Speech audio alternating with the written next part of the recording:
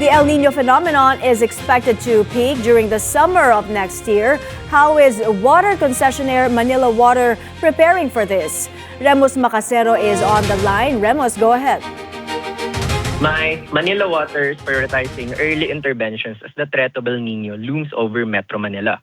The company is already putting critical contingencies in place today to lessen the effects of the El Nino phenomenon, which is anticipated to peak during the summer of next year.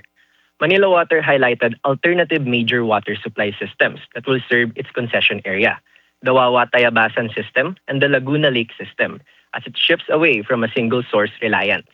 These new water sources will shoulder a massive chunk of the demand, handling 40% of the total water supply.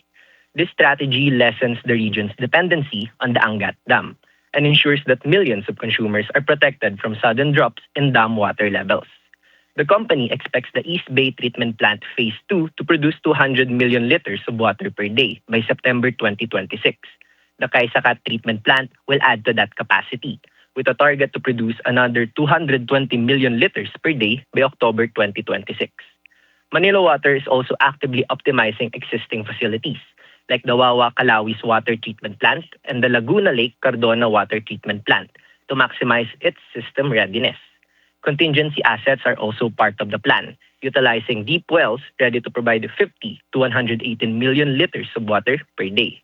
Manila Water remains steadfast in its mission to deliver reliable and continuous 24/7 water service to its consumers, despite the pressing climate challenges, fulfilling its core mandate.